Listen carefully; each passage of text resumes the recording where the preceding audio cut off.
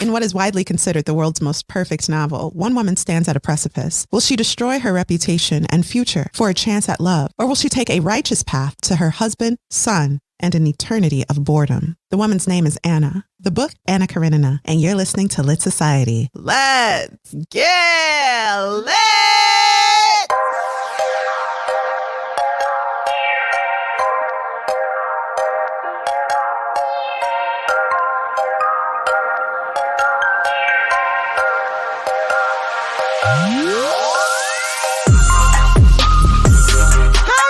This is Kari. And this is Alexis. And you're listening to Lit Society, a show about books and drama. Alexis, how are you? I'm doing great. Yeah. I'm doing great. Yeah. How about you? Good. Have you been leaving the house?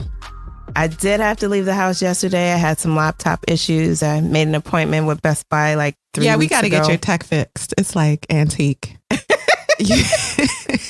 are you always dogging my stuff? I saw your laptop on Saved by the Bell and I was like, oh no.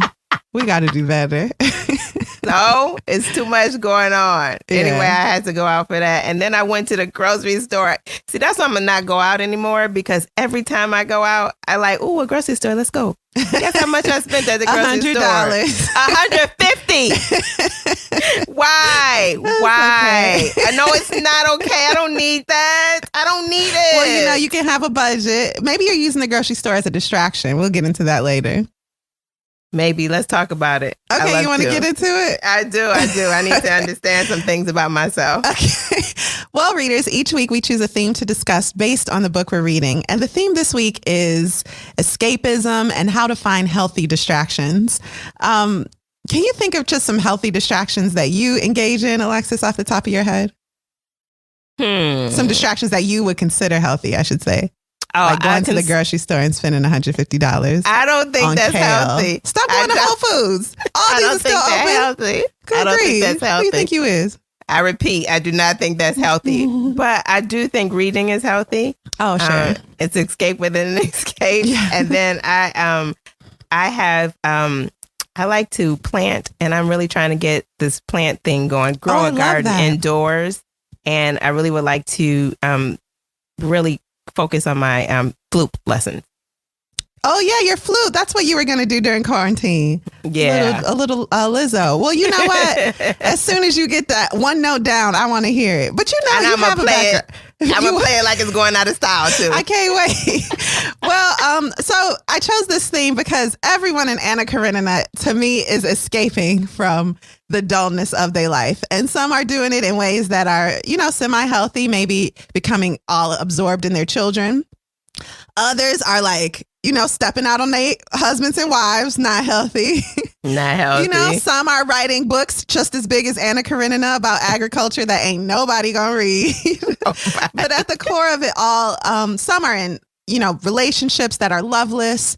They're in the routine of living in an like an aristocratic society with no purpose. And so they want these distractions. And us, we're not aristocrats, you know. Fortunately, we're not trying to escape relationships that are boring or loveless, but we too can get tired of the monotony. Like just with quarantine, waking up, working, cleaning, going to sleep, or reading. You know, that can start to be a routine, and you might need a distraction from that.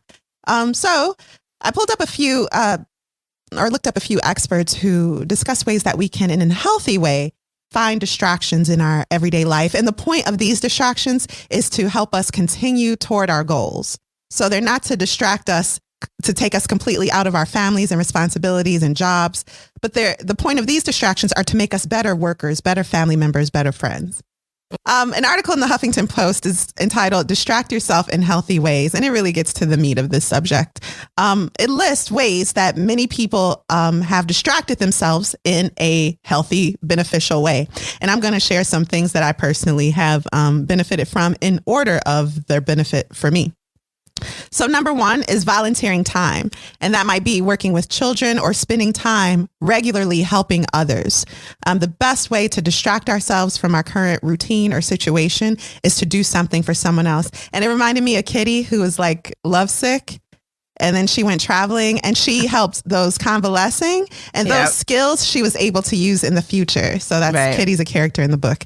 But she was really sad because this boy like played with her heart. And so she went traveling with her mom. I'm not going to step on y'all deep dive, but I think you are. You sound like you are. Okay, so I love Kitty though. She's going to die, I bet. But anyway. So, Kitty starts caring for those convalescing. I forget what their situation was, but those skills she learned, those self-sacrificing skills, she kept with her even when she was over that heartache.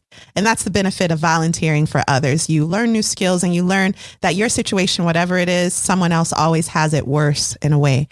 So we are all helpful to each other in some way or another. Can I say, listen, I've been like really in the house.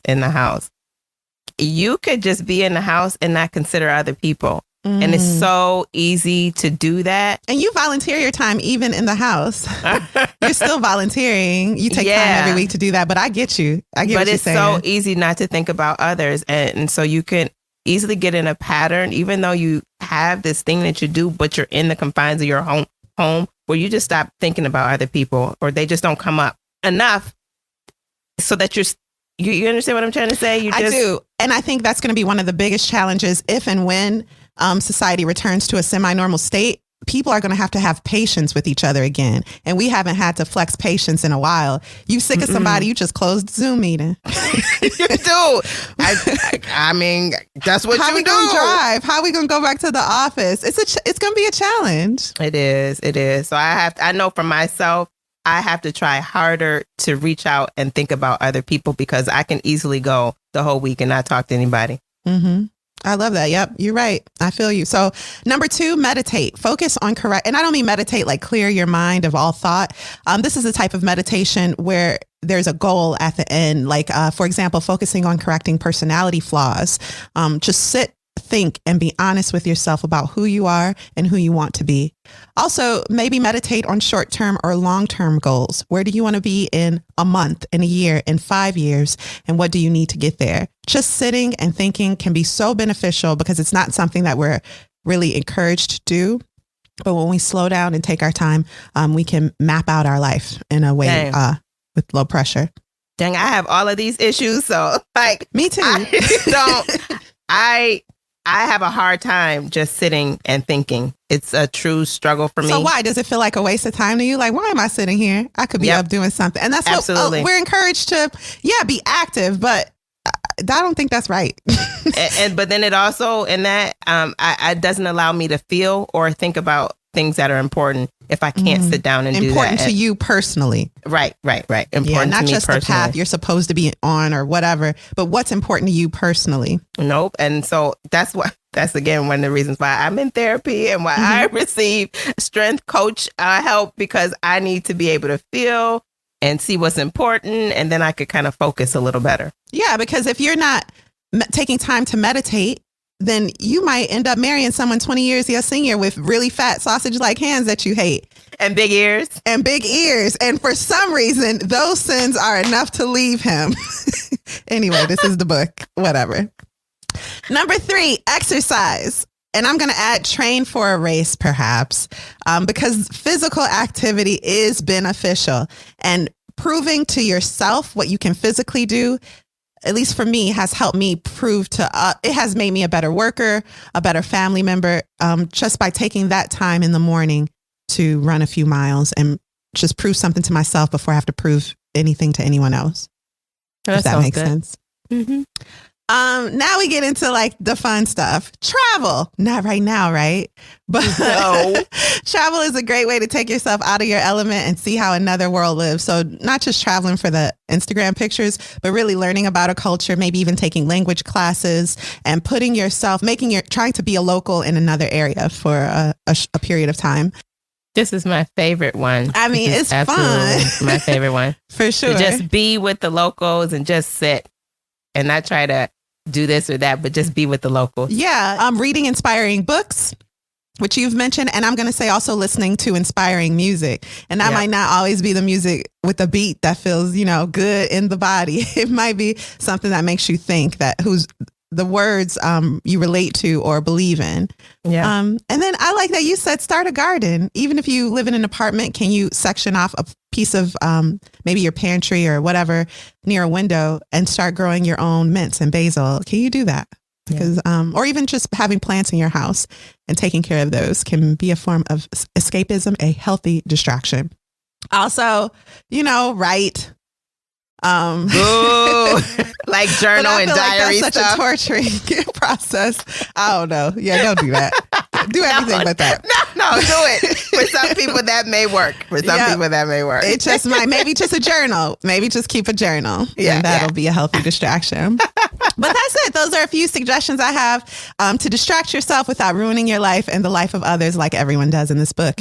Anything you have to add, Alexis? No, nothing more. That was great. Okay, let's move on.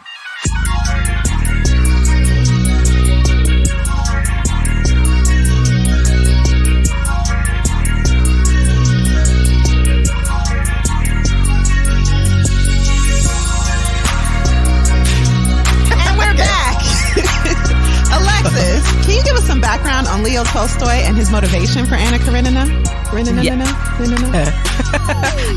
I can give you what I have. This is what I looked up. So, Count Lev Nikolaevich Tolstoy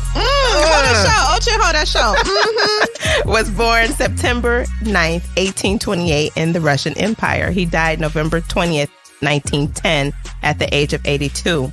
His mother died before he was 2. His father died when he was 9, and that's like in 1937. His grandmother, who became his caretaker, died 11 months after his father died. Come on, wow. His next guardian died in 1941. I mean, death was surrounding him, right? Is this Hamilton or Tolstoy? Exactly. But he did have a cousin that had a really great influence on his childhood and later as a young man. He got married in 1862. He had 13 children, 10 survived infancy. And I think that's in 1862 is when he started to write War and Peace. Tolstoy, in his 20s, he was living his life. You understand what I'm saying? He was living. He dropped out of university. He spent several years in and out of the army. During that time, he drank heavily. He gambled his family's fortune. He was a womanizer and he fraternized. But he was popular. He was really popular. And so eventually he got to a spot where he found favor with the Russian authorities and throughout his long career. And he was eventually welcomed into the close-knit world that was the literary society in St. Petersburg. In 1858, 4 years before his first marriage, he had an adulterous affair with a married peasant who bore him an illegitimate child. Oh boy. Yeah. He was a count that was fascinated with peasant life. He was he was revolutionary in his thinking, and he was an activist and a reformer. And a lot of his, he's considered a moral authority in Russia. Sorry, come again? Yeah. Despite that background, he is considered a moral authority, and his teachings on civil disobedience inspired Gandhi and Martin Luther King, and then, of course, some others. His legacy is him as an author and a philosopher, even though his youth, he wasn't serious, nor was he moral. Mm-hmm. Okay. When he was 34, he courted and married 18-year-old Sonia Beers. 34, 18, does that sound familiar to you? Mm-hmm. A lot of this sounds familiar. Mm-hmm. The daughter of a former playmate. Again, more familiarity. Many of the details in the couple's original courtship are captured in Anna Karenina with Levin and Kitty's storyline. He kept a diary. He was big on diaries. Him and his wife kept diaries. The battles that they had were well documented in both of their diaries. They would be yelling at each other in their own diary. And then you won't believe what this fool done told me. Yeah. And so his diary became the laboratory for the experiences and his self-analysis and fiction. So let's talk a little bit about Anna Karenina. Well, Anna Karenina was first published in 1878, although it was initially released in a series of installments from 1873 to 1877 in a periodical called The Russian Messenger. I knew it. I hate this because these books were never meant to be published together and they just get stupid long. And I feel like they were paid for the word. Like, you get paid for 5 parts. Okay, then we'll commission another 5 parts and maybe another 5 parts. We've read another book like this. I mean, there are many books like this that just seem excessively long because they were never published together. Now binding it together, it's as big as 3 Bibles and a dictionary. This book is crazy long. Okay, I'm sorry. Go ahead. But that makes perfect sense. I was wondering that. And then it's broken up in all these parts. And I thought this book was never meant to be bound together. Yep. So I get it now. Okay. There you go. This novel he considered was his first. And Tolstoy was 45 at the time. And he had been writing and publishing for 20 years. That's what I'm waiting to turn 40, 45, like Toni Morrison and Tolstoy. And then I'll start writing seriously, promise. and I'm sure everyone will appreciate that. Yeah. Mm-hmm. Yeah. I believe it. Let's see. There's a lot of interesting stuff. Okay, here's a piece. Here, in the same way, the problems most of the married couples faced in his stories and books resemble the experiences of his family and friends: infidelity, misunderstandings, incompatibility, jealousy, and illegitimate children. The English novels that were popular of that time were focused on a happy ending. Tolstoy was like, no, leave that stuff alone. We're going to start with that. He said they should begin with that event and explore what happens next, which is what he did in his work. And so he had seen young people passionately in love, as he and his wife once were, and whose marriages like his own ended in disaster. And he had seen his own sister's life ruined by her husband's many affairs. And the family tragedies challenged Tolstoy's dreams of family life, so much so that when he began writing Anna Karenina, as he later explained, he was absorbed in trying to understand the idea of family. And so, I love that, because it's not about, and then they lived happily ever after. No, it starts with the wedding and then what really happened. Mm-hmm. Yeah. I love that. Yeah, I thought that was that's way more interesting. Mm-hmm. It sure does. It gets you right on in there, doesn't it? Mm-hmm. He, you remember I said he started his own church, school of thought? Like Kanye. He did it first. Yeah, he did it first. Tolstoy, and then he ran for czar. Go ahead. I'm so sorry. Distracting. Tolstoy rejected religion because he saw them as corrupt institutions that falsified true Christianity. Mm-hmm. And then, so like I said, he made his own faith. And from that, people really looked up to him. They thought he was a great man, a philosopher. That's a lot, but that's it about Tolstoy. Okay. Thanks. Now, can you give us a brief synopsis of the book without any spoilers? Girl, I believe in brief. Anna Karenina is a woman of high social standing in late 19th century Russia who is involved in an adulterous affair with tragic consequences. So, Kari, what were your first thoughts in reading this book? It's too long. So my first thoughts were, it's too long. Second, I have never seen a book this long and wanted to read it. All of my first thoughts were about how the book is too long. As I started the book, I thought, well, now I've never seen a novel with such well-developed characters. I mean, you feel with each person you meet, you sit with them for a while and you get to know everything about them. And there's enough pages to do so. And everything about them. Before you even get to the quote unquote main characters, or at least the titular character. Anyway, before you even get to Anna, you done met everyone she's ever known, her whole family. And it doesn't feel disjointed at all. So, it's brilliant. I'm not hating it at all. It's just very long. What about you? What were your first thoughts with Anna Karenina? Anna Karenina. So, I saw this as a ballet and I was like, I need to know what this story is. So I bought the book years ago. I actually started reading it and never dived into it because it's long. It's really long. You got to be in a mind space or forced to read it. So that happened. And so as I read it, got started with it, I was like intrigued. I was ready to tackle it. So that was me.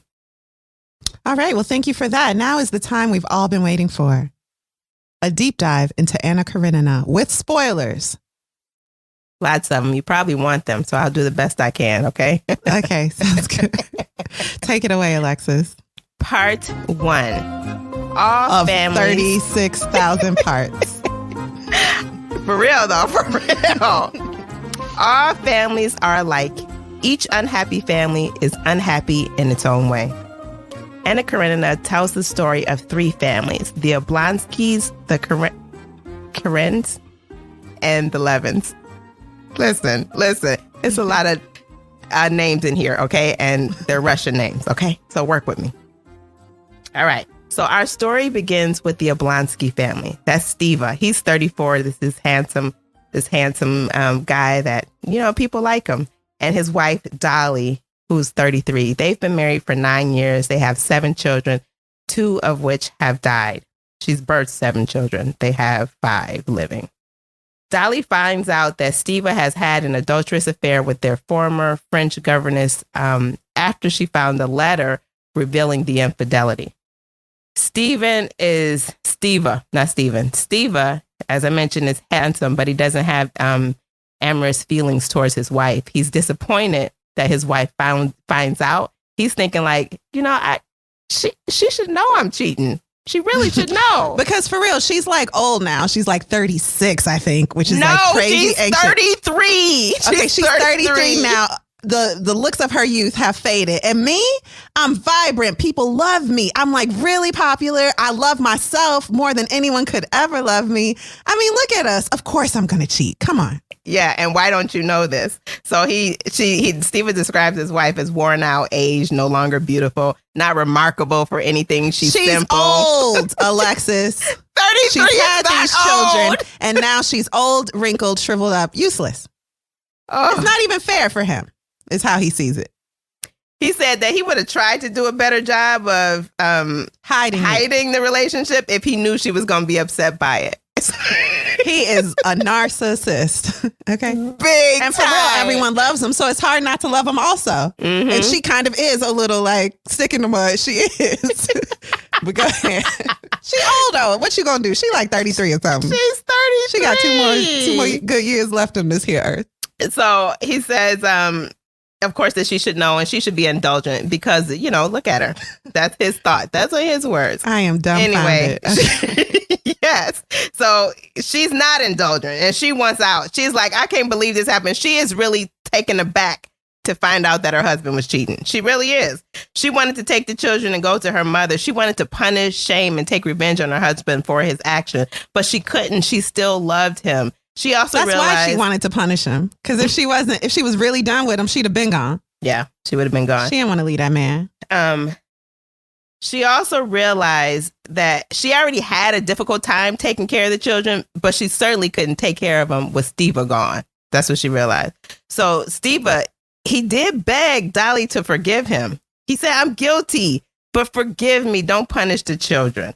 Because Steva saw her as a good wife. She didn't think of herself as one, but he saw her as one. Dolly isn't quite ready to forgive. So during this challenging time and their relationship, Steva asked his sister to come visit and talk some sense into his wife. Steva's sister is Anna Karenina. And Dolly wants to be mad at Anna, but she's not. But she can't because Anna also has that wonderful personality like her brother where everybody loves her. This is the theme. This family was obviously good looking, very full of themselves and charismatic. So it's hard to stay mad at them. Mm-hmm. Steva goes to work, and while at work, his friend Levin comes for a visit. Steva and Levin have been friends since their youth. They're 2 very different people. Levin is like shy and unsure of himself, and he's 32 and unmarried. So he's like getting to a point where that's starting to look very questionable. He's old too. And you know what? He's honest and he's a hard worker. That's another reason they're different. Yeah. And he's also very self-aware. Oh, he is. Sorry. Yeah. Levin lives in the country in a large estate. He's got 8,000 acres and he farms. Steve, on the other hand, lives in Moscow and works for the government. They despise each other's life, but they friends. That happens. So Steva kept trying to get to the bottom of why Levin was there for a visit when he just popped in at his office. Levin starts to tell him, but he gets a little embarrassed. Levin, again, is shy and unconfident, but he's an aristocrat. And he's actually in love with Steva's sister-in-law, who is Kitty, and she's 18. Levin says he came to say a couple words, but he never actually says them. Steva's like, come on, man, tell me what it is. I want to know what's going on. Steva tells Levin where he can see Kitty and makes plans to meet up later and they can chat. he still hasn't told Stiva. Levin still hasn't told Stiva what he wants. So Levin's purpose for coming was actually to propose to Kitty. Levin was friends with Kitty and Dolly's brother. Kitty and Dolly are sisters. So he used to visit their home all the time, and their home served as sort of a comfort for him because his parents had apparently died when he was young. And he fell in love with their oldest sister. I think the oldest sister's name is Natalie. And he also... The oldest sister's name is Dolly. Okay. The middle sister is Natalie.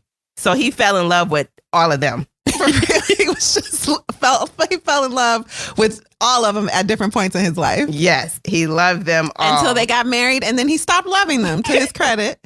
And just admired them from afar. Mm-hmm. He considered them goddesses, having watched them growing up. So Levin had spent some time in Moscow, which is where Stiva and Dolly live. They live in Moscow not too long ago. And during this time, he spent time every day with Kitty, and he fell in love with Kitty. Now, Kitty is just 18.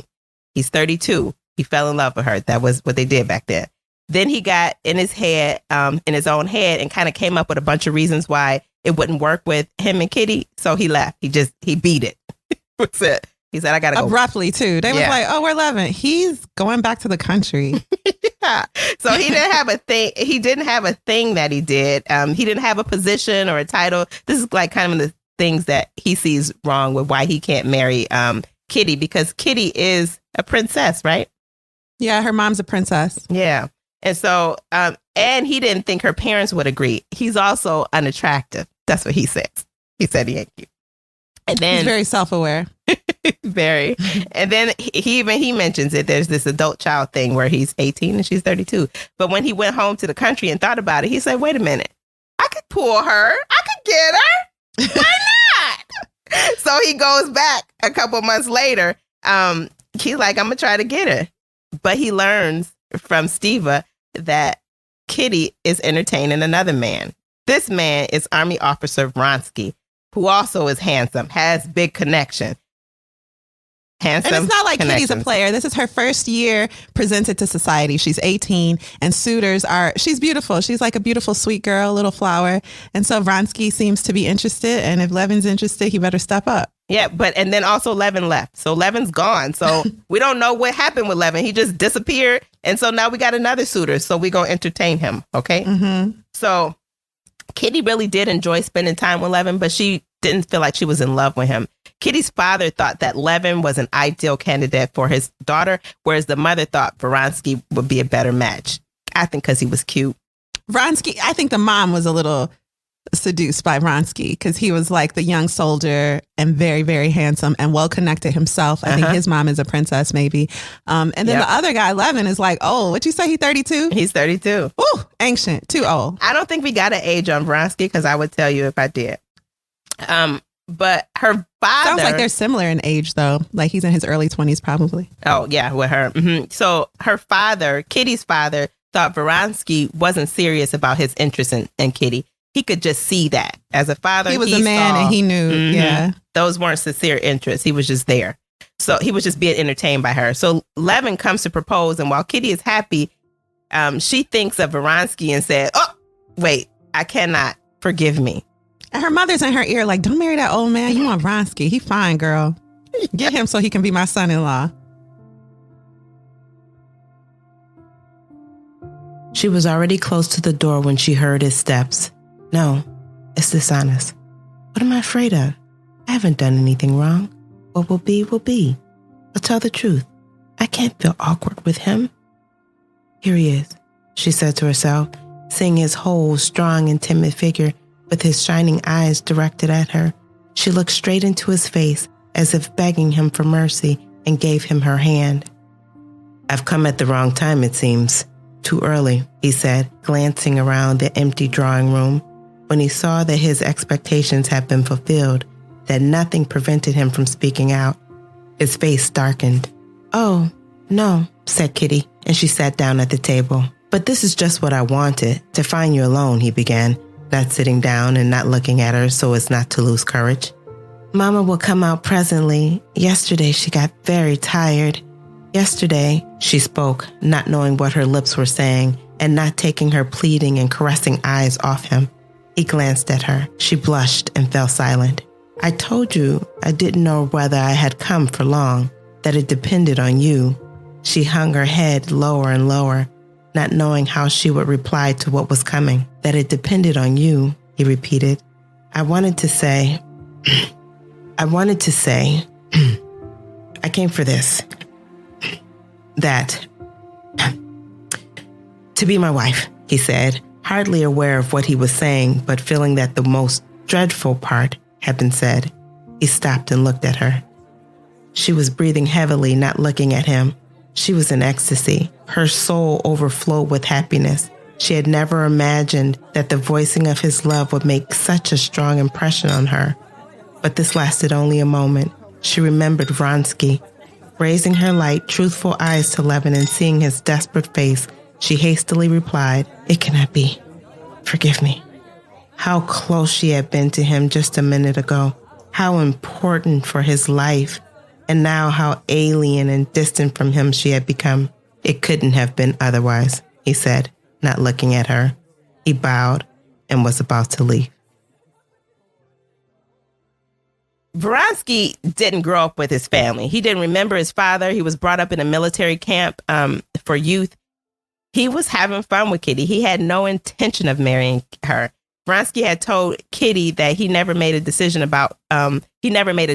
without his mother. So she assumed that since his mother was coming to town, Vronsky was waiting to discuss marriage with his mom, and then he would propose to her. So Vronsky, he actually didn't even respect or love his mother. He went to the train to meet his mother, and he ran into Stiva. Okay, now remember, Stiva is Dolly's husband, the philanderer. Oblonsky, the good-looking cheater. They chatted about dinner at Kitty's house. Stiva asked if Vronsky had met his friend Levin. Vronsky said, yeah, but he seemed a little rude. Stiva said... He met him at Kitty's house after he was rejected. Yeah, and he said if he was rude, that's because something was on his mind. He tells him that he intended to propose to Kitty last night. And Vronsky... Stiva is me. Like, hey, how you doing? Have you heard? Levin tried to propose to Kitty. Meanwhile, Vronsky like, my Kitty? Yeah, exactly. That ain't gonna work out. he just like... He did. He was rude and he kind of ran off. So I don't know. But he felt proud that Kitty told Levin no, expecting a proposal from him. Which is mad crazy because he did not say, like, when Stiva mentioned it to him, because Stiva is the sister-in-law to Kitty, he was like, he was going, the brother-in-law, he was going to propose. Vronsky changed the subject. So it was like, I'm not going to propose. Don't put that on me. So right. Crazy. Anyway, so the train arrives. Vronsky meets Anna and is immediately captivated. Now, Anna and Stiva, brother and sister, okay? Immediately captivated, but learns that she's married with a child. Turns out Vronsky's mom and Anna shared a cabin on the train together and got to know each other really well. Vronsky's mom really likes Anna. And yeah, his mom really likes Anna. So while they're at the train station, a train accident occurs and it turns out a watchman is hit by the train and dies. They like his body is mangled or cut in half. I mean, it's just an awful, awful accident. Anna sees this, though, as a sign that something bad is going to happen. The man is the sole provider for a large family. And Anna says, can nothing be done for him? Vronsky hears this and goes and takes money to the widow. That interaction with Vronsky makes Anna feel uneasy. Because she's like, she felt that what he was doing wasn't for the family. It was for her in some way. And that was improper. Yeah. Stiva calls for Anna to come to Moscow to convince his wife. That's why he was picking her up at the train. Anna chats it up with Dolly and convinces her to stay with Stiva. Anna tells Dolly Stiva still loves her. She tells her that she would forgive her husband if he cheated. So you should do it too. Kitty comes by. Kitty comes by and meets Anna. And again, these people are great. They love them. They're beautiful. Anna immediately becomes infatuated. Kitty becomes infatuated with Anna's beauty and personality. Kitty encourages Anna to come to this ball where she thinks Vronsky is going to propose to her. She just like setting her audience up. And she want all her friends there, including you, Anna, you my new friend. And I remember this too, being young and like falling in love with older married women who seem to have it all together and just wanting to do whatever they did, be just like them. And that's what Kitty feels for Anna, which a lot of young girls feel for Anna because she's younger and beautiful, but married and like seems to have it all together. Yeah. And so Kitty's like, come watch me get proposed to. Yeah, she is like mad interested in this. So when Anna arrives at the ball, Vronsky attempts to get her attention, but she ignores him. He dances several dances with Kitty, but nothing happens. Kitty's like, but he ain't really say nothing about it, but I know this is the night. Anyway, there's nothing specific about the conversation. Mom is here. Everything, everything's in place. Yeah. So they dance together, but Vronsky doesn't ask Kitty to dance this like special dance. But instead, he's smiling and grinning in Anna's face. And Kitty immediately married Anna with the baby. And she immediately recognizes that Vronsky has fallen in love with Anna and her dreams are crushed. Her dreams of marrying Vronsky, that is. She knows it's just not going to happen. Anna immediately leaves the ball because she senses something as well and takes out of town the next day because she's comfortable with the physical reaction that she's having with Vronsky.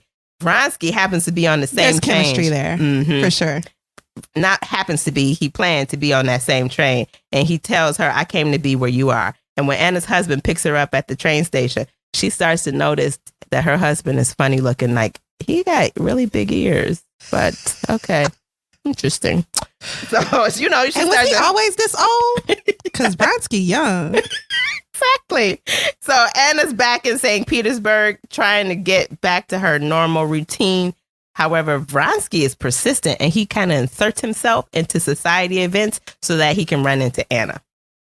After Levin and Vronsky leave, Kitty is feeling completely humiliated. These feelings, she couldn't get past them. She like stops eating. She loses weight. She's sick.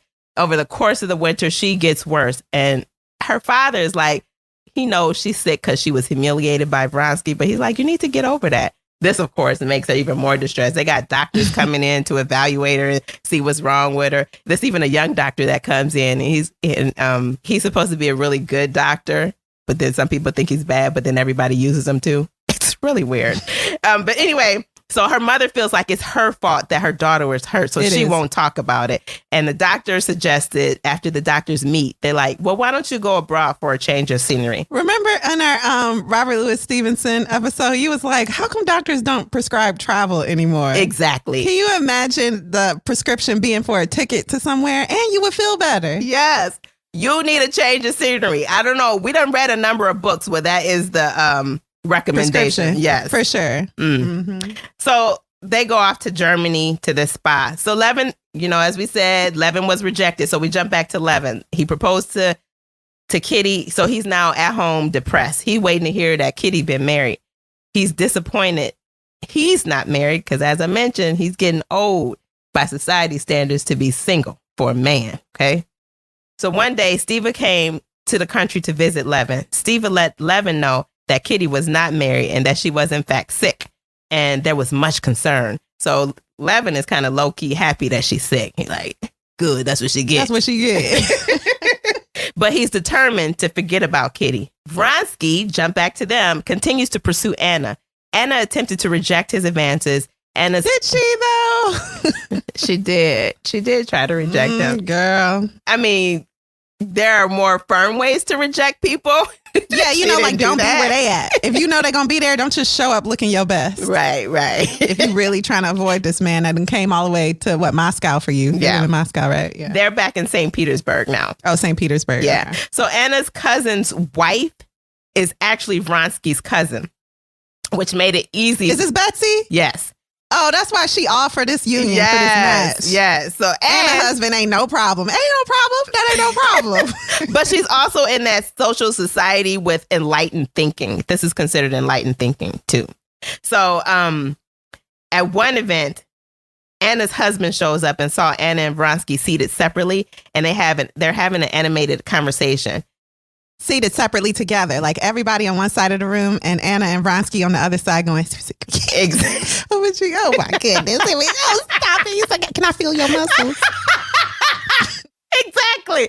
That's what's happening, y'all. That's how the scene is described. Okay. So, but her husband, who is Alexei, Anna's husband is Alexei, he doesn't think anything of it. However, others in attendance noticed and whispered about the incident. Anna's husband, Alexei, he said others thought it was indecent. And so he wanted to say something to his wife because, you got a look that you're trying to maintain. Since Alexei thought jealousy was an insulting and humiliating feeling and he didn't want to be guided by it, but he did want Anna to be aware of her behavior and how her behavior made her look in society. Here is what I intend to say. He went on coldly and calmly, and I ask you to listen to me. As you know, I look upon jealousy as an insulting and humiliating feeling, and I would never allow myself to be guided by it. But there are certain laws of propriety against which one cannot trespass with impunity. I did not notice it this evening, but judging by the impression made upon the company, everyone noticed that you behaved and bore yourself not quite as one might wish. I really don't understand, said Anna, shrugging her shoulders. He doesn't care, she thought, but society noticed, and that troubles him. You're unwell, Alexei Alexandrovich, she added, stood up, and was about to go out of the door, but he moved forward as if wishing to stop her. His face was ugly and sullen, as Anna had never seen it before. She stopped, and leaning her head back to one side with her quick hand began taking out her hairpins. Well, sir, I'm listening for what comes next, she said calmly and mockingly, and even listening with interest because I wish to understand what it's all about. She spoke and was surprised by the naturally calm, sure tone with which she spoke and her choice of words. I have no right to enter into all the details of your feelings, and generally I consider it useless and even harmful, Alexei Alexandrovich began. Rummaging in our souls, we often dig up something that ought to have lain there unnoticed. Your feelings are a matter for your conscience, but it is my duty to you, to myself, and to God, to point out your duties to you. Our lives are bound together, and bound not by men, but by God. Only a crime can break this bond, and a crime of that sort draws down a heavy punishment. I don't understand a thing. My God. And unfortunately, I'm sleepy, she said, quickly running her hand over her hair, searching for any remaining hairpins. Anna, for God's sake, don't talk like that, he said meekly. Perhaps I am mistaken, but believe me, what I am saying, I say as much for myself as for you. I am your husband, and I love you. For a moment, her face fell, and the mocking spark in her eye went out. But the word love again made her indignant. She thought, love? But can he love? If he hadn't heard there was such a thing as love, he would never have used the word. He doesn't even know what love is. Alexei Alexandrovich, really, I don't understand, she said. Explain what it is you find, please. Allow me to finish. I love you, but I am not speaking of myself. The main persons here are our son and yourself. It may well be, I repeat, that my words will seem completely unnecessary and inappropriate to you. It may be that they are caused by an error on my part. In that case, I beg you to pardon me, but if you yourself feel that there are even the slightest grounds, I beg you to think, and if your heart speaks, to tell me. Anna didn't listen to her husband's warning, and almost a year later, Vronsky and Anna's intimate relationship begins. Alexa and Anna carried on life as usual, but he was colder towards Anna. And so when people would ask about Anna, Alexei continued, he would defend her, saying she was above suspicion. He was like, she ain't doing nothing. She's fine. Thank you. Thank you for asking. But they still continued to live very separate lives. Alexei would go to the spa in the winter, and then other times he would keep himself extremely busy with work obligations, while Anna went to the country, which wasn't far from Vronsky's regiment and his cousin Betsy. Alexei didn't often go to the country house, and if he did, he never stayed overnight. But one day, Vronsky visits Anna at her request, and she tells him she's pregnant. Vronsky says, tell your husband you don't love him. Let's go away together. But Anna doesn't want to leave her son, so she tells Vronsky she can't do that. Vronsky, they're having this conversation, but Vronsky has to hurry up and leave because he's going to the horse races. Everyone is going to the horse races that day. Alexei just stops. He's racing in the, he's one of the racers, right? Yep, Vronsky's one of the racers. Alexei stops by the country house, and Anna tells him, "Oh, I'm on my way to the races with Betsy. Okay, so we can't go together." Alexei goes to the races himself. He sees his wife with Betsy, and although, as we mentioned, Vronsky is racing, he's on the horse. He's supposed to win, right? But instead, his horse falls, breaks his back, and has to be shot. So they're in the stand. Alexei, Anna, Betsy, they're in the stands watching this happen. Anna sees this and is visibly grieving, but still trying to hide her face, that Vronsky is possibly injured. Alexei sees Anna visibly grieving and attempts to try to get her to leave, but she ignores him. And Betsy is like, go on, honey, go on with your husband, and I'll send a letter to my cousin. I'll let you know if he okay or not. Right. I thought this was described beautifully because there is a fallen rider before Vronsky, and everyone's like, except Anna, because she only had her eye on one rider, which was Vronsky, and her husband sees this and is like, I know everything now. Yep, I know. He witnesses it all because he's within sight of her.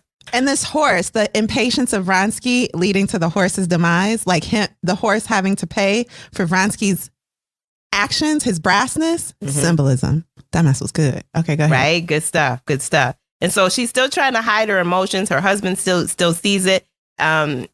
She's visibly distressed by the accident. Alexei again offers to escort Anna away, but she refuses. Eventually, she does leave with her husband. Alexei begins to tell Anna about her improper behavior and says, "Perhaps I'm mistaken." Anna says, "Wait, nope, you're not mistaken. I was in despair and I couldn't help it. I listened to you. And everything you think I'm doing it twice. I think of you. Excuse me. I listen to you. I think of him. I love him. I am his mistress. I cannot stand you. I am afraid of you. I hate you." Okay, how do you feel about Anna? Like to me. Well, how do you feel about Anna right here? She's a harsh woman. That was a little much. That was deep. What has he done to deserve this? At no point. So other than her saying he got big ears, nothing. Absolutely nothing. I'm just disgusted. But she was like, "I'm afraid of you." I'm like, where did the fear come from? Is he doing stuff that they're not telling us about? This is the thing. Why are you so afraid of him? Why are you afraid? This isn't a man that's given to emotion, period. No. So I get that you feel distance from him, but how you know what this reminds me of? Uh-oh. Some women who weaponize their fear and tears. That's Anna. Yep. I'm afraid of you. Stop it, Anna. Come on. You in these streets and you doing this man wrong. And you know what? Don't nobody believe you. Right. You ain't afraid of nobody. She is not afraid of him. I do not believe she is afraid of him. There's no evidence to suggest that. And you know, it's so unforgivable because her brother is also, unfaithful, but he's so likable. Anna is not likable. At this moment, she is not likable at all. No. Every time her brother walks into a scene, I'm like, oh, the party about to get started. We about to have some fun. Exactly. I know he ain't no good. Exactly. But you know he's good looking. He's charismatic. Yes. What's Anna? She's just evil. She does look very evil at this point in the book. Very evil. Anyway, Alexei was like, okay, all right. I expect the same outward conventions of propriety be observed until I decide what I'm going to do for my honor, and I'll let you know when I decide it. Part 4. Dolly, that's Steva's wife, has moved to the country to reduce household expenses. She's moved to the house that was her dowry house. So this is her and her family. The house was in need of repair, and Steva was supposed to fix it up and so that the family could move in there. Now, Steva's a little glad because, I guess he was playing funny with the money and, they just needed a break. So they had to go out to the country. So Dolly had fond childhood memories of the time in the country, but those memories don't translate to adulthood. She's like, what? Oh, this house is in mad disrepair. We need to figure it out. And Steva was supposed to go there, see what needed to be repaired, and have someone repair it so that it's appropriate for his family. I know you're going to get to this, but it's raining inside the house when they get there. He ain't take care of nobody. Yeah. He all about the party. He not about the responsibility. He's not. He is like a young man, a young immature man that is just living his best. He's living his single life, but he's married with 5. I think at this point they had another child, so 6 children. And he's not young. And he's not at this point young, right? He is doing whatever he wants to, living his life like he's single. So yeah, he does a half job trying to get the house ready for her to come. So when she's like, it don't have this, it don't have that, it's a hot mess. It's absolutely a hot mess. It should have had the same conveniences of the house in Moscow, and it did not.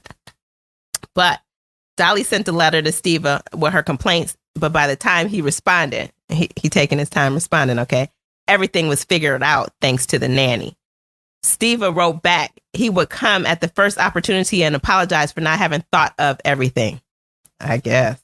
Instead of coming himself, Steva instead sends a letter to Levin, who happens to be 35 miles away, to go help.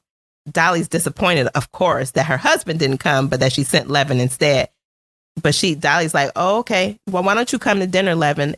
Because this is my idea. Can I just preface, no funny business. So, it's not like she's trying to flirt with Levin or anything. Right. She saw this as an opportunity to find out what happened between Kitty and Levin. So Dolly told Levin Kitty would be coming to stay for the summer. Although Levin pretends not to want to talk about Kitty, he's secretly eager to hear more about her. Levin eventually tells Dolly that he proposed to Kitty and she refused him. Levin assumed that Dolly knew, but she did not. She said she thought so, but she didn't really know the details of it. So Dolly is like, oh man, poor Kitty. Levin like, why poor Kitty? Shoot, poor me. And Dolly is like, you don't understand women, do you? Yeah. And Dolly is like, Kitty had to make a choice between you and Vronsky. She saw every day. You, she hadn't seen in a long time. How could she make a decision like that? Levin, however, is convinced that Kitty and their romance, the potential for Levin and Kitty, is dead. There's no hope for that. The next day, Levin sees Kitty at a distance on I think she's in a carriage or something. And he's like, oh, I still love her. I love her like she had just broke my heart. Nothing's changed. Exactly. All right. Kitty is now staying with Dolly. So Dolly wants to get Kitty and Levin together. Kitty still has feelings, some type of feelings. Levin still has some type of feelings. So he's not really trying to go by Dolly's. In fact, he decides to take a trip to avoid Kitty and Dolly. And while on his trip, and I can't remember where he goes, but he goes away and he runs into a man that thinks that Levin would be a good match for his daughter. He's like, oh, okay, young single man, why don't you marry my daughter? And Levin is like, no, if it can't be Kitty, I can't marry nobody. After, Alexei spends time thinking about how to handle his wife. He decided that she was a depraved woman and always was. He just missed the sign. He just tried to deceive himself because she was out of pity for her. He even talked himself into believing that the son they shared wasn't his, and he grew cold towards the son. So his options were to fight a duel. Well, that's not him. He ain't no gunman. He's a gentleman. He don't know how to fight. A gentleman and a coward. Let's all calm down. What other options are there? Divorce, number 2. But divorce was too scandalous. So his decision, he wrote Anna a letter and he told her, whatever your actions, they do not justify divorce. So for me, I'm convinced you repented and our life must go on unchanged. You will assist me in eradicating the cause of our discord and forget the past. Alexei was pleased with himself because he wasn't cruel and he was open to her returning, and he sent her money along with a letter. He's feeling very pious right now. Yes. I'm taking care of your son. I don't know whose son this is. Might be mine, might be a stranger in the street, but I'm taking care of him. And you can even do what you do as long as I don't know what you're doing. Mm-hmm. And it's like, I just felt like everybody was crazy at this point. And is surprised by the letter and angry he doesn't give her the divorce that she wants. Although she wants to take her child and leave, she returns to Alexei. Part 5. Vronsky knows Anna is pregnant and feels that he should resign from the military service, but he doesn't want to give up his professional goals. He also finds out that although people feel like he's wealthy, they think he's a well-off man, he is really living paycheck to paycheck, y'all. Paycheck, he ain't got no money. He could ask his mom for a loan because his mom is like very well off. A countess. Mm-hmm. Yeah. But he doesn't because he doesn't care for her. He hate her. Mm-hmm. Vronsky wonders if he can actually take care of Anna. Vronsky's friend tells him, listen, don't let women hold you back. They'll ruin your professional career. So don't marry nobody. This is a thought he's decided to have after she became pregnant. Yep. I wonder if I can even take care of you. I don't know. Yes, just like that. So Vronsky is like really considering this message one time when he's talking to her, but he doesn't tell her that he's thinking about it. Vronsky then meets up with Anna and she tells him she told Alexei about them. Vronsky's like, okay, let's leave your son and get out of here. This situation is really humiliating. Okay, let's go. And it's like, nope, I'm not going to do that. I can't leave my son. So Anna goes back home and she tells her husband, look, I'm a bad woman. I'm a criminal woman. I ain't going to change. Alexei reminded her that he was willing to ignore her past as long as he was not disgraced and the situation is not known to society. She told him, I can't be your wife. He said, fine. You can have the rights of an honest woman, but do not be putting my business in the street. You need to be a lot more discreet. Don't let the society or the servants accuse you, and don't bring that man in my house. So Alexei and Anna go on living in the same house. It's a mess. Completely estranged from each other. Alexei comes home every day just so as not to set off any alarms, but he don't eat dinner at home at all. Anna sees Vronsky elsewhere, but Alexei knows that's happening. Vronsky doesn't come to the house until one day. Vronsky comes to the home after he receives a note from Anna that he should come to the house because Alexei will be away. She's like, I can't leave. I'm unhappy. Come here. He's going to be gone from 7 and won't return to 10. Vronsky takes a nap or something, and people are terrible. And he oversleeps. He like, oh, I'm late to go see my mistress at her husband's house. And he comes to the house late, and when he comes to the house, he runs smack dab into Alexei. That's crazy. Alexei is heated, but he's a gentleman first, okay? He's a gentleman. He is heated. A gentleman, a bad name. He said, I gave you one request, one. Anna blatantly disrespected that request. Alexei charges up Anna about the disrespect of having Vronsky in his house, and he tells her he's leaving for Moscow and he won't return to the house, and she'll be informed of his next steps through his lawyer, and his son is going to his sister's house. And it's like, oh, don't take Sarajevo. Wait, his name is Sarayosha. That's the son. That's Anna's son. She said, don't take the son. You just want to hurt me. He said, you know what? That is true. I do want to hurt you. Because I don't even like that kid no more. I don't like him. And I don't think but you ain't going to have him. But you're not going to have him. And then she threw this one on him. I'm preggers. No. He is through with her. Alexei goes to Moscow, sees an attorney about a discreet divorce. The attorney told him, you need more than a couple letters from her lover for a divorce. In fact, I think the church needs to be involved in this one. But he said, if you give us a permission, we'll get all the proof you need. Alexei takes some time to think about it. And while in Moscow, Alexei runs into Stiva and Dolly. And Stiva's like, hey, cousin, hey, brother-in-law, come on. He a walking party. Yes, he's like, come hang out. We want to do some things. Go talk to my wife. Go say hi to my wife. And Alexei got an attitude. He is just mad in his feelings. So he's like, whatever. And they're like, ooh, something going on with him. Well, I'm going to check that out. And Steve was like, well, I'm going to go talk to him and find out what's going on. So Steve goes to his office the next day. Steve goes to his office. Yeah. Alexei had tried to refuse dinner, but of course they were quite persistent. He agrees to come. He also invites Levin and Kitty. Steve then stops by Alexei's office because he knew he was acting funny and he wanted to know what was really going on.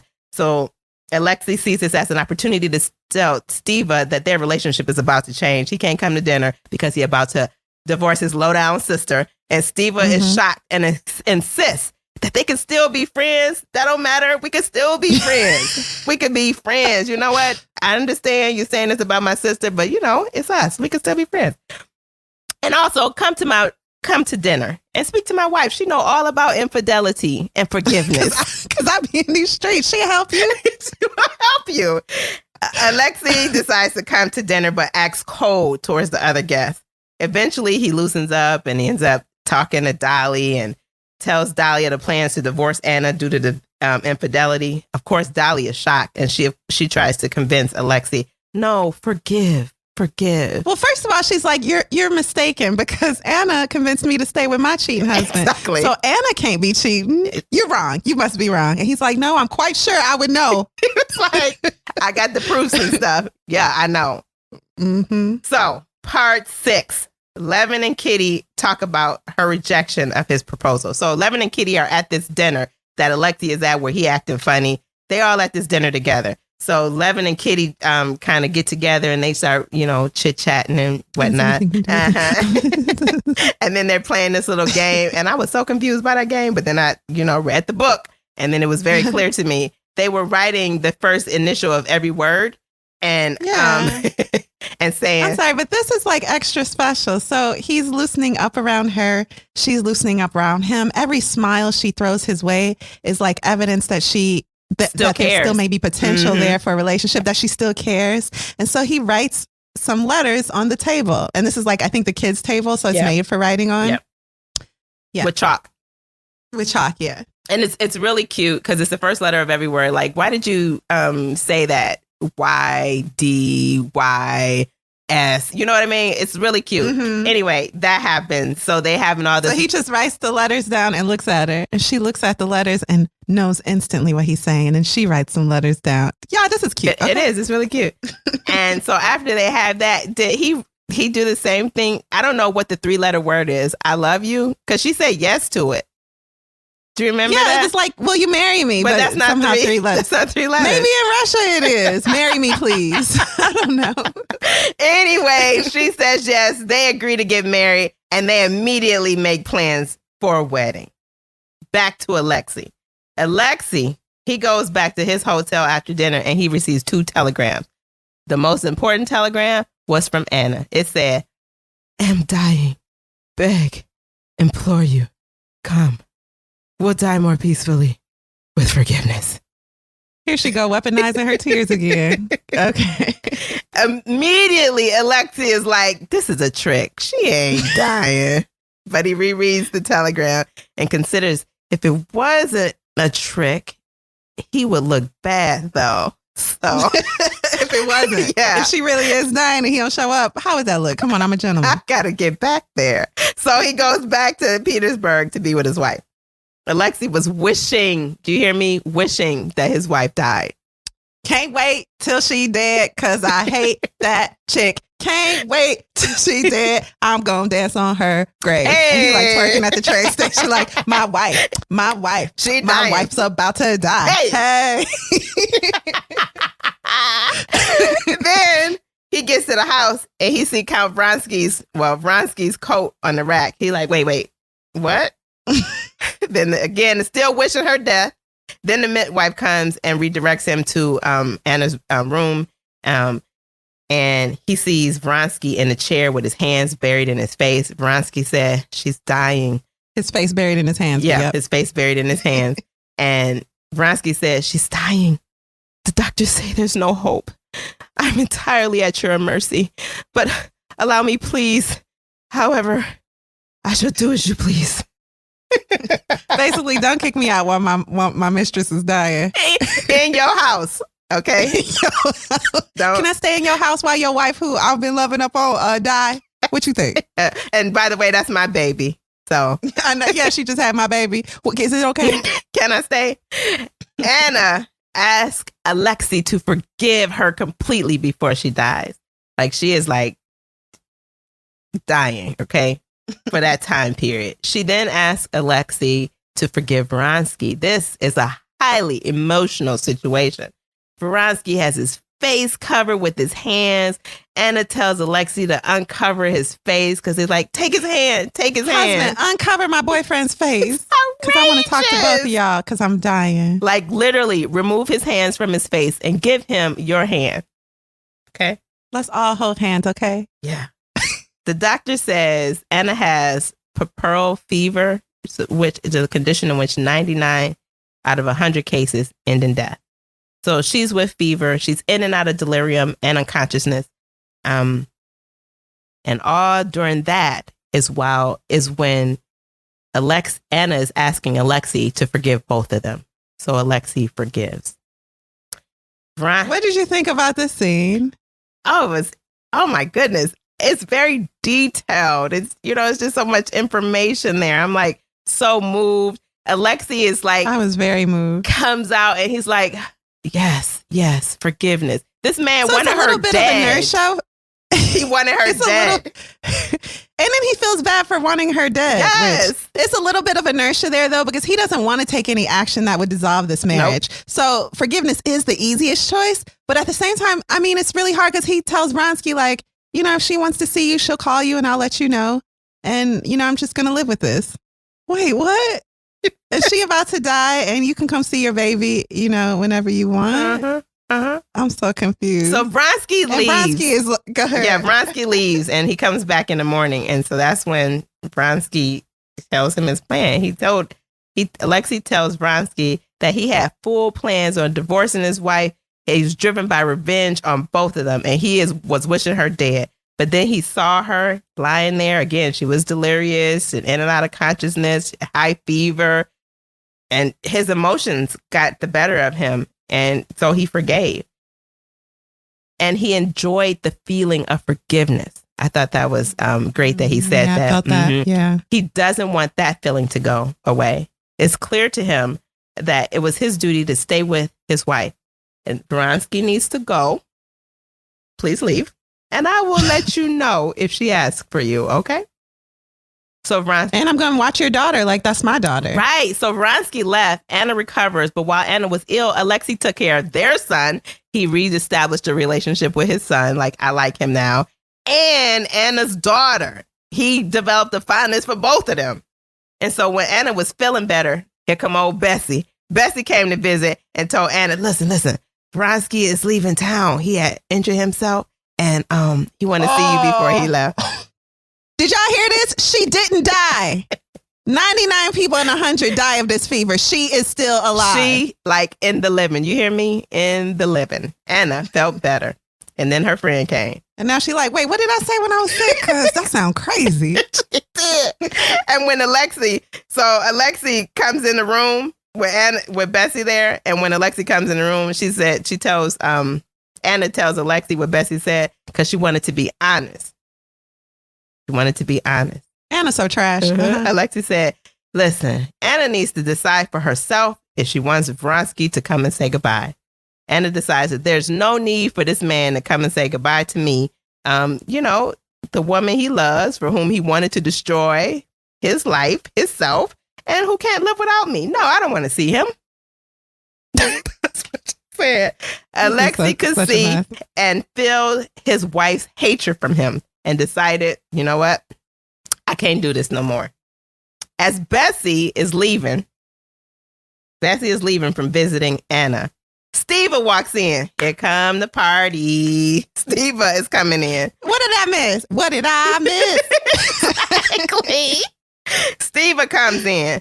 Anna told Steva she is not happy. She hates her husband for his virtuous attitude, and she just can't live him. She hated him because his ears was too big. Now she hates him because he's too good. Yes, because he is too good. And the look of him, she said, affects her physically.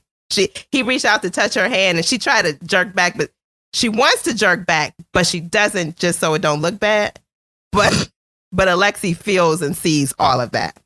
Steva comforts his sister by saying, you know, you married a man 20 years older than yourself. You know, you didn't know what love was. I mean, I understand. You made a mistake. This is hard. You know, this is okay. We'll figure it out. Steva then goes and talks to Alexei. But Alexei's already recognized the situation and wants Anna to make the decision of what happens next. Steva tells Alexei he needs to be firm and solid in the decision and make the decision for both of them. Alexei decides that he is going to take the blame on himself and file for a divorce. Yeah, if he says he was unfaithful, it's easier for him to file this divorce without all the business being in the street and her being ruined. Right. So he's still thinking of her and their son. Mm-hmm. Meanwhile, Vronsky, deeply affected by the whole emotional display of forgiveness, attempts suicide. He missed his heart. In the dumbest way possible. I didn't really understand, but I know he got shot. He shot himself in the chest and missed. But he was in the hospital for days trying to recover. So yeah, he like blew off a nipple. This man is not the sharpest blade in the shed. Of course, that's embarrassing because he's a military man. Okay. He wanted everybody to know it was an accident. So when his sister-in-law comes, I think Bessie. Because that's better. Yeah. She said, it was an accident. I did not try to shoot myself. Okay. Let's clear that up. He learns that Alexei has agreed to a divorce and he races back to Anna again in Alexei's house. In their house, right? He don't even care if Alexei is there or not. Anna decides she cannot accept Alexei's magnanimity and runs away to Italy with Vronsky and Annie. She refuses the divorce, abandons her husband, and abandons her son. This is after her husband has tried to provide her with a divorce twice. She said no, but also I'm going to leave. She felt like she didn't deserve it. She didn't deserve the kindness, the virtuous aspects that he was applying. She felt like she deserved to be punished. And we agree there, but how is this any better? Yeah, because life is hard. And you left your son, the son that you said you couldn't divorce him. You couldn't divorce your husband because of your son. You couldn't be without your son, but then you left your son because you had this cute daughter now and you don't really need your son. Because, he getting older and awkward and his voice changing. But the baby's still cute, so. And, Italy. It's a trip to Italy. Oh, it sounds terrible. But I'm saying this is what's happening here. Part 7. Levin and Kitty. Of 796 parts. I think I'm almost done. I think it might be one more. Levin and Kitty prepare to marry. Yay! Yay! Levin is like next level happy. It don't matter what anybody say to him. He is just like on cloud 9, as the expression goes. He just so happy. He's like, everybody else can make decisions. So they like, let's get married before Lent. It's like, well, this is her mom. Kitty's mom's like, no, everything won't be ready, but it'd be great if we did it before Lent. Well, let's just get married anyway before Lent. So they get married before Lent. So they get married like within 5 weeks of the proposal. So the day of the wedding, Levin is overcome with this doubt. He is like, wait, is she settling for me? I don't know. This don't feel right. Maybe I should give her a chance to back out. He is just like so unsure. I think it was a bachelor party. The men get to talking to you and you just. And he's not pure. Oh, that's right. He was in them streets before Kitty and he's like, how can I be good enough for this angel? Yes, that is what he is saying, y'all. For real. So he's like, listen, that's like the hardest thing I had to tell you. I'm not pure. And are you sure? Are you sure? They have a little argument about that. But then, she said, let's get married. I want to marry you. So it's long, y'all. It's long. So he goes to her. She says yes. They're going to get married. They get married in the evening, but Levin is late. Don't nobody understand why Levin is late. Turns out Levin is late because he ain't had a proper shirt. Because his servants are useless. His shirt was gone. So they finally got the shirt, get to the church, and they get married. But they don't have no honeymoon. Kitty didn't want to go on a honeymoon. She didn't want to go abroad. She wanted to go to that house that was so important in the country that Levin lived in and start their life. She was ready. So they moved out to the country, started their life. The first 3 months of the marriage, rough. I mean, that's normal, right? The way he described it sounded really reasonable. Like they're trying to adjust to each other's personalities and routines. And that's hard for some couples. Yeah. So Levin was happy. So it's a series of fights and making up. Nothing really drastic. It didn't sound like it either. And Levin was happy, but it was not the happy that he expected. He was like, I'm happy, but I don't know. What's going on here? Kitty was focused on making the home a home. She wanted to be very particular. She was paying attention to tablecloths and furniture and everything. Levin is like, that's weird. Why is she focused on tablecloths? That's, ugh. He was just like, she needs a hobby. She needs a hobby. He was like, oh, yeah, women need something to do, too, and something to focus on. Yeah, he had that reality. So he sees her as kind of a useless doll, still loves her, but doesn't see the true utility of her. Like, why does she exist, though? Woo! Yes, that essentially, yeah. I mean, still loves her. At some point, he says, "I'm smarter than her." I mean, but it's evident. Mm-hmm. He says, like, I shouldn't say that, but it's true. Also, God protects fools and babies, and she's kind of a foolish baby. So these are true thoughts he's having. Okay. Oh yeah. So the first quarrel that they had occurred because Levin said he would come home at this specific time, but he lost his way and he came back 30 minutes late. So the whole time that he is on his way back home, he is like eager to see his wife. He's like, oh, I can't wait to home, get to my beautiful bride. She's just so wonderful and loving. And he get to the door and, and Kitty is like, why you late? Hi, mister, I can't be on time. And I got this because they don't have cell phones. Anything could have happened to him. She's like, you out there? You say you're going to be home at 6, be home at 6. And you out there having fun without me? How dare you? I'm in the country. You got a city girl in the country. Ain't nothing but me and the goats. She is like straight up through. She is through the roof. He's like, what? I was just so happy to see you, lady. She was just hot. But it got better. That was one fight. They had some more, but it got better. Levin had, in the meantime, gotten word that his brother was on his deathbed and he was going to go to him. And Kitty was like, I want to go. And he was like, why? She's like, because you're going. I want to go. I want to be with you. He's like, I thought this was described well, too. He's like, you just want to come because you ain't got no life. Don't you see I have to go see to my sick brother? Like, stop being selfish. And she's like, my husband's going to be grieving. I want to be there for my husband. Yep. That's crazy. It's very well described. Yeah. So she insists, he declines, but eventually she comes. So Levin is disappointed. He felt like she was going to be in the way. You know, you're in the way. Levin is disappointed, but Kitty ends up coming in. When they arrive to visit Levin's brother, Kitty immediately goes to work. She does the things to make the brother comfortable. And Levin sees her selflessness, her compassion, and her empathy.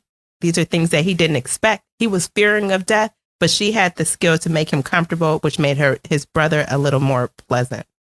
And there were a few things she did that I internalized that I want to do. Like when Levin goes to see his brother, some of his extremities are swollen, but the body is really emaciated. Because the man truly has just days to live. Yeah. Levin is repulsed and doesn't know what to say. So he's just sitting in this awkward situation. When Kitty, his wife, walks in, she's like, okay, it stinks in here.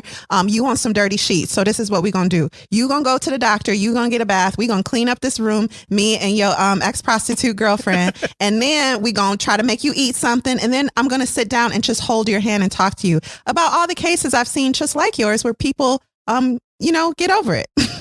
Not get over it, but like, this doesn't have to be your end. I know so-and-so, and he was going through just what you're going through. And a week later, he was living. These are lies. But, she's just telling him she's helping his physical self and his spiritual self. Exactly. She's like just a breath of fresh air. And this man is cantankerous and like, bitter. But her kindness even affects him, where he tells his brother, your wife. What does he call her? Katya? Yep, Katya. Your wife, Katya. She is just... Oh. Yeah, he's like, if I had beautiful. Her instead of this prostitute, I would have been better a long time ago. Yeah, he did say that if he was here days ago. Oh, wow. Yeah. That's what he said.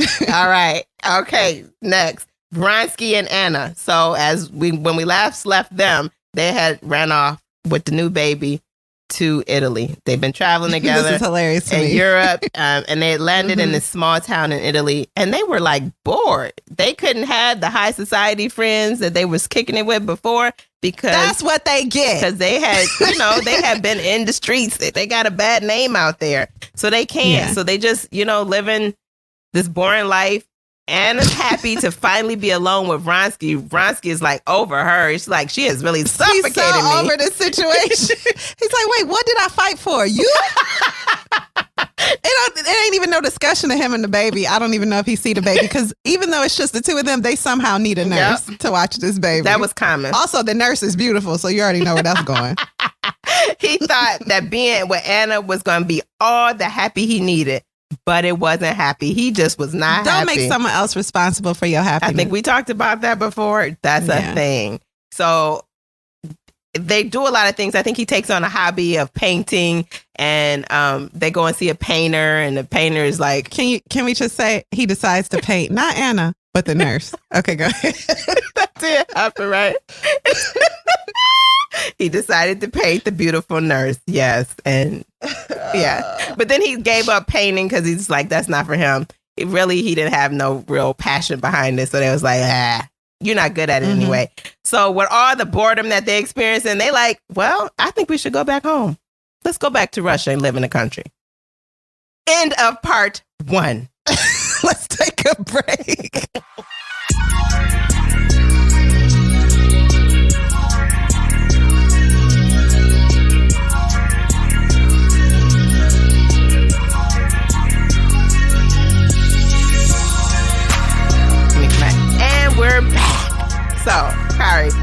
did you think of the first part? It's brilliant. I'm loving it. It's way too long. If this was truly written for the purpose of one book being bound together, I think it would have been a lot shorter. An editor would have gotten there. But even though it's too long, I think it's brilliant. I want to know what happens with Anna. I hope she gets her just desserts. And I hope Levin and Kitty live a long, prosperous life, although I'm pretty sure she's going to die because she's just like too sweet. And I'm loving it so far. Good pick. What about you? What are you thinking so far? I do. I love being able to know what everybody is thinking. There are so many levels to this book. There's a discussion in here about religion. There's discussion about the politics of the time. It's many levels to this book. Even agriculture. A big part of there's a section that's really focused on Levin, the country life and his interactions with his peasants. And it's not boring. No, it's not. It's not a whole lot going on, but the inner motivations of everyone is really interesting. Yeah, I absolutely love knowing these full characters. I really do. That's wonderful. So yeah, that's my take on it. So, and I love that Anna and Vronsky moved to Europe and was like, "Well, I'm sick of you." Ain't that how we go? All right. So, what we reading next week? Part 2. Listen. Let me tell you. So, the part that we're starting out next is in part 5 of this book, and it's called Death. It's the only chapter in the book that has a title. I didn't even know that. I saw that it was called Death, but I didn't. Okay, I'm really interested. Oh, I hope Kitty lives. All right. Well, thank you for listening to Lit Society. We'll see you next Thursday. Lit Society is brought to you by Alexis and Kari Herrera. Support the cause by leaving a 5-star review for our show on Apple Podcasts, along with a comment about why you absolutely love us. We love y'all too. We've also introduced a limited edition collection of candles. We have those luxury candles, lovelitotes.com, LOVELITOTES.com, and they're called Such a Fun Sage. It's our thank you to Kylie Reed, who shouted us out. She is the author of Such a Fun Age. Check out those candles before they're gone. We will not be replenishing that collection, so get it while you can. Yes. If you've enjoyed what you've heard, tell a friend about Lit Society. Visit litsocietypod.com for show notes, this month's book list, and to sign up for our amazing email newsletter. And until next time, read something. Stop endlessly searching online and start discovering the joy of holiday shopping at Oakbrook Center. Spend quality time with friends and family while finding the perfect gifts for your loved ones at Koreana, Alo Yoga, Aesop, and more. Then spread holiday cheer by spending $200 or more, and we'll donate $20 to a local food bank through Feeding America. Enjoy the spirit of the season all in one merry place. OakbrookCenter.com.